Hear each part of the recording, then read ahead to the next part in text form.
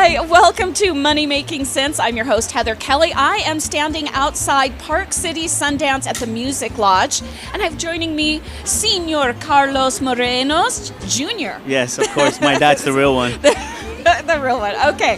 So you have brought you brought a few things to Sundance, but one of the things I'm really curious about is this Legacy app. Okay, what is it? Why do I want it? And how much does it cost?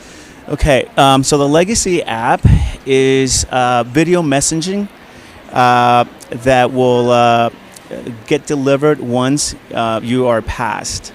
So you leave your legacy behind through memories. A lot of the times when people are passing or have passed, you want to hold on something dear. So you go through pictures, you go through videos, you go through all that because you want to remember them. So now the Legacy app has given a way for us to leave our legacy. So, for example, in case you want to be there for your loved one, like your daughter or graduation or your son's wedding, you now have the ability to do that. There's I think there's like 2 or 3 ways to do it, which is you got to click on something and somebody clicks on it to verify that you're getting married, and then that video that you left will be given to them. So you kind of live through in the future with your family members and loved ones. But you have to be prepared. I mean, you have to do this all ahead of time. It's not like I've passed away and now all of a sudden all of my pictures from social media are just going to wind up on. No. These are all video messagings. So every single, it's their own pictures or just videos talking about what you really wanted to talk. It's very heartfelt.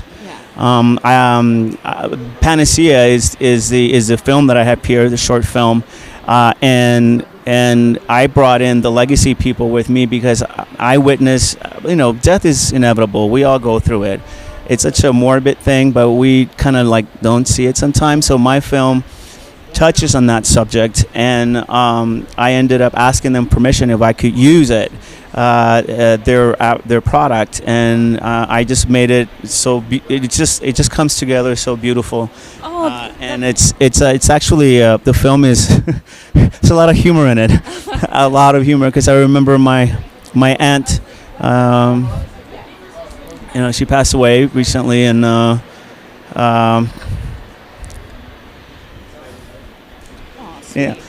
so you want to leave something, you want to grab onto something, and she would look at me in the eyes and say, help me, and you can't do anything. You're just holding their hands and just try to be strong. Yeah, and is that that's okay, Sorry, sweetie? We're talking it's about okay. financing here. No, we're talking about everything. We're talking about everything. So, is that what inspired your film? Is your aunt, or did that happen simultaneously? Simultaneously, no. It was. I was working with an actor. I like to help a lot of my acting friends. I'm a director, right? Also, and I had a phone call. It was my DP said, "Hey, I have access to an Alexa camera. You're not going to say no to that." He says, "The only problem is that you only have it for 9 hours. It's 5 hours one day, 2 days later, another 4 hours, and that's it." So he gave me a week to write, produce, direct the whole thing, and I did it. Oh my gosh.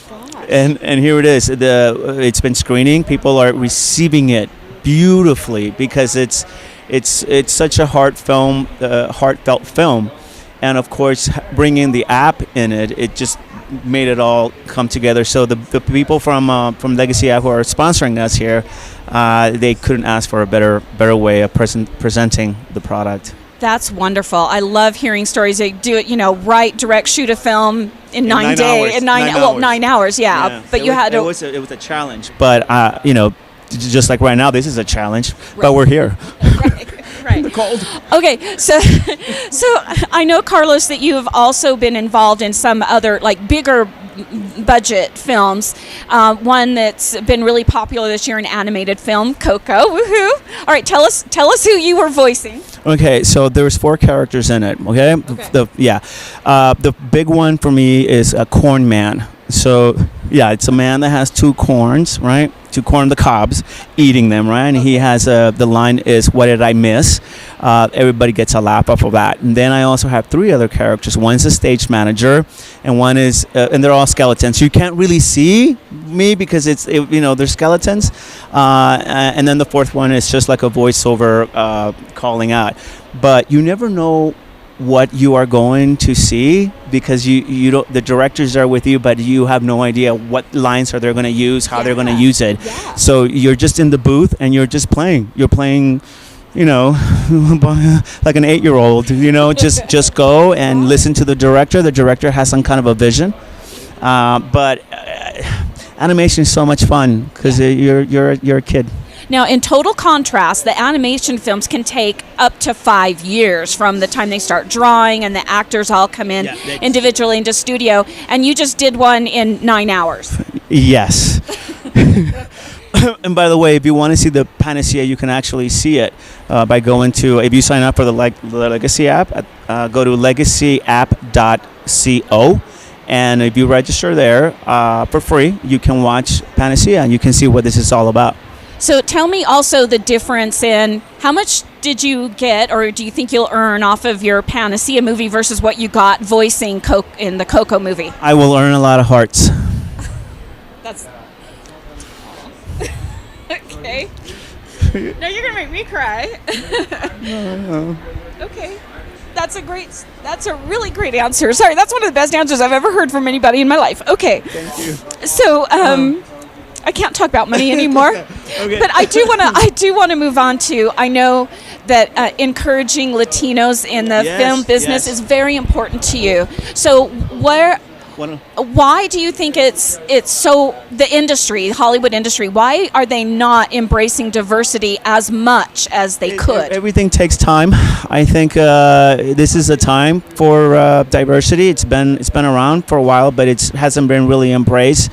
And we've changed. We're all humans, and I'm excited to be right now where I'm at because I'm not only an actor, I am a filmmaker, and I do have projects coming up. I have a TV series. I hope, it's called Pepitos America, and there's another film that I hope to have here by next year. It's a big one. It's called No Way Jose. Okay. So I know in 2002, well, I think it was 2001 leading up to the Academy Awards in 2002, there was this big hoopla about, no African Americans or people of diversity are nominated, and they finally we had 2 African Americans win the Academy Award in the same year, and then it sort of fell off again after that. Aside from music, people in the music industry were winning awards, but or Academy Awards for their music in the films. Why is it taking so long? Like, you push something and you talk about it for a year, and then everybody goes, "Oh, we talked about it now. Now I'm not going to do it." I think people forget, and honest to God, if you watch my film, that's my merit. I don't need to be nominated. I know what I'm worth. And I think if you just do a really great job, you get the following, you get the people, you get the connections.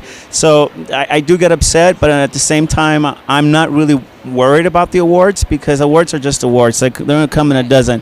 I care about my work and my legacy. Interesting. There you go. There you go. Yeah, I had to plug that in. But we're really in good shape right now. Especially now with the all new platform media. I mean, you can go to YouTube, right? You can go to Netflix. All the people are making a lot of money off of this stuff. That's the future, is in those platforms, and they're here buying content like crazy. Yeah, and having more Latinos, just seeing them on film, that will hopefully encourage other Latinos in all aspects of life to. In my films, I don't really make my films about race or anything. I just happen to work with people that I know, and I put them together, and then that's it. I don't see colors.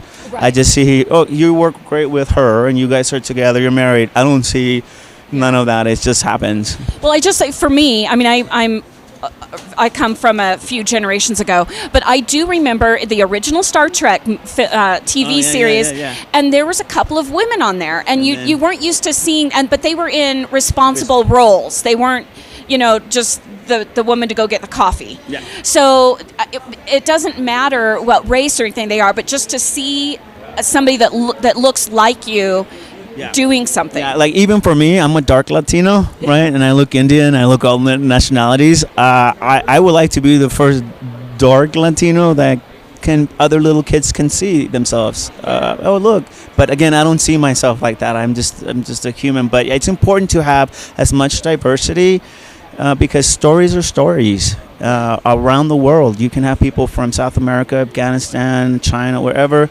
Stories are stories. As long as they're told real from the heart, like I've been telling you, you have nothing to worry about. We're gonna make it either way. Great. Money always comes. Money follows. Yes, that's what I'm working for. That's my hope. All right, thank you so much, Carlos Moreno. Thank you, Junior. Yeah. Thank you so very much. Thank you. I really appreciate it. All right, and you're gonna check out the Legacy app. .co. .co. To watch Panacea there. Sign up. Okay. Yep. Yes, and this is Heather Kelly with Money Making Sense from Sundance Film Festival. Thanks for being a Money Making Sense listener. Follow your common sense onto social media. Money Making Sense on Facebook, Twitter, and Instagram.